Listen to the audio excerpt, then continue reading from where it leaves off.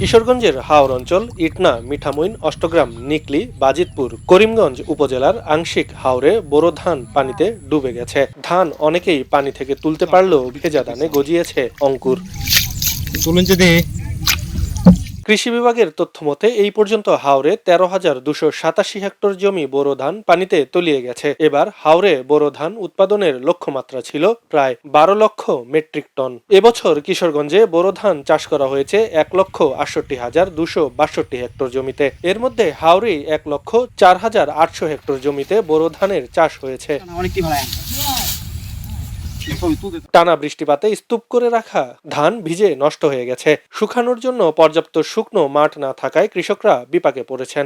ঋণ নিয়ে ধান চাষ করা বর্গা চাষীদের মুখে দুশ্চিন্তার ভাঁজ। শুকনো জায়গা না পেয়ে ঋণগ্রস্ত এসব কৃষকেরা পিচ ঢালা পথে পথে ভেজা ধান শুকাতে দিচ্ছেন। ভেজা ধান বেশিরভাগই কালো হয়ে গেছে। সব ধান পচে গেছে,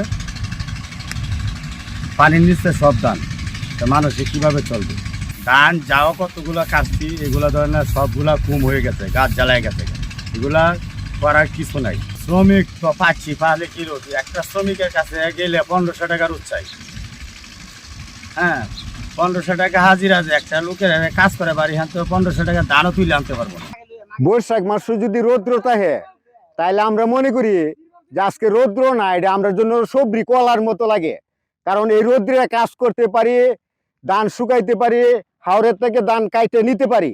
কিন্তু বৃষ্টি যদি থাকে তাহলে আমাদের বেশি পরিশ্রম হয় এই বৃষ্টির ভেগ পানি ভাঙিয়া লয়া। এবছর হাওরে আগাম পানি আসার কারণে 60,000 কৃষক ক্ষতিগ্রস্ত হয়েছে বলে জানিয়েছে কৃষি বিভাগ। বাজিতপুর, অষ্টগ্রাম, মিঠামইন ও ইটনা হাওরে গিয়ে দেখা গেছে কৃষকেরা ভেজা ধান শুকাতে ব্যস্ত সময় পার করছেন। যারা শুকনা ধান বৃষ্টির আগে ঘরে তুলেছিলেন তাদেরও ভেজা ধান জমিতে। অনেকেই নৌকা না পেয়ে প্লাস্টিকের কাগজ দিয়ে নৌকা বানিয়ে ধান শুকনোতে তুলে আনছেন। হাওরে পুরোদমে এখন চলছে পানিতে তলিয়ে যাওয়া পচা ধান ও স্তূপ করে ভেজা ধান শুকানোর কাজ।